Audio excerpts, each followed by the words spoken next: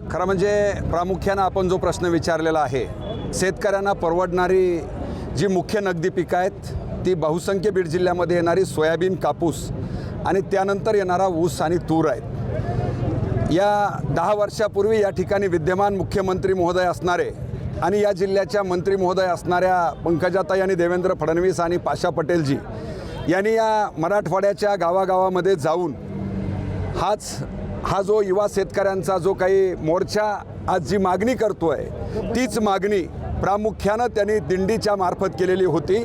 सोयाबीनला 7,000, कापसाला 8,000, 12,000 भाव आम्हाला द्या।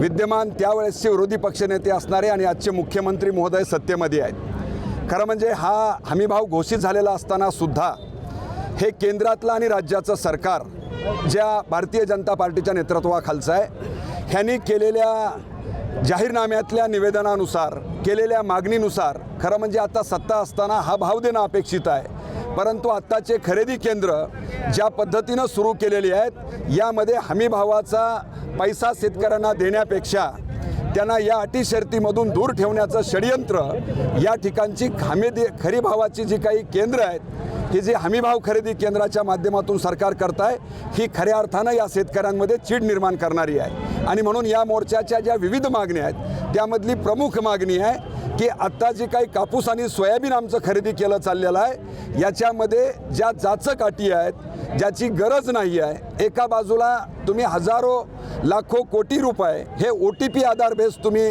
ट्रान्सफर करता आणि आता मात्र आमचं सोयाबीन आणि कापूस घालण्यासाठी शेतकऱ्याला स्वतः केंद्रावर जावं लागतं, अंगठा लावावा लागतो। 60-60, 65, 70 वर्षांच्या म्हाताऱ्यांच्या अंगठे लागत नाही आहेत।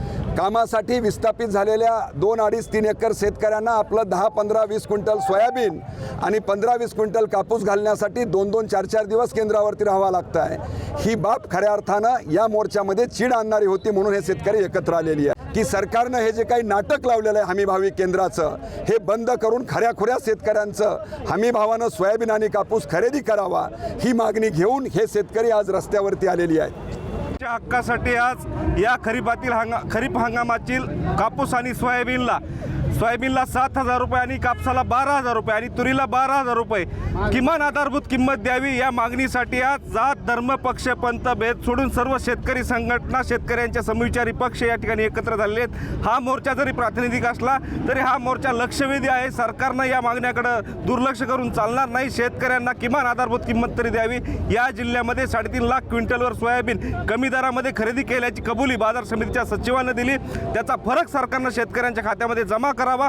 अशा प्रकारच्या राष्ट्रीय कृषी विकास योजनेतून 36 कोटी रुपये जवळपास ठिबक आणि तुषार सिंचन अनुदानाचे थकलेले आहेत। वन्य प्राण्यापासून शेतकऱ्यांना प्रचंड त्रास होत आहे, बिबट्यांचे हल्ले होत आहेत, त्यापासून संरक्षण व्हावं म्हणून पक्की कंपाऊंडची भिंत, तारेचं कंपाऊंड व्हावं, शेतकऱ्यांना उच्च दाबानं 8 तास सकाळी दिवसा अखंड वीज द्यावी, अशा प्रकारच्या मागण्या घेऊन हा मोर्चा राजेंद्र आमटे यांच्या संकल्पनेतून या ठिकाणी सर्व शेतकरी पुत्र, शेतकरी मित्र आणि शेतकऱ्यांच्या नेतृत्वाखाली या ठिकाणी निघालेला आहे। या मोर्चामध्ये सर्व शेतकरी संघटना आणि शेतकऱ्यांचे पक्ष एकत्र झालेले आहेत। निश्चितच सरकारने याकडे लक्ष द्यावं, अन्यथा उद्रेक झाल्याशिवाय राहणार नाही। या सरकारनं या 8 दिवसामध्ये शेतकऱ्यांच्या हमीभावाबद्दल, CCIच्या होणाऱ्या त्रासाबद्दल जर काही दखल नाही घेतली, सुरळीतपणा घेतला नाही तर शेतकरी बेमुदत आंदोलन करतील। ऊस दराचं जसं आंदोलन तीव्र केलं तसंच कापसाचं आणि सोयाबीनचं आंदोलन तीव्र केल्याशिवाय राहणार नाही।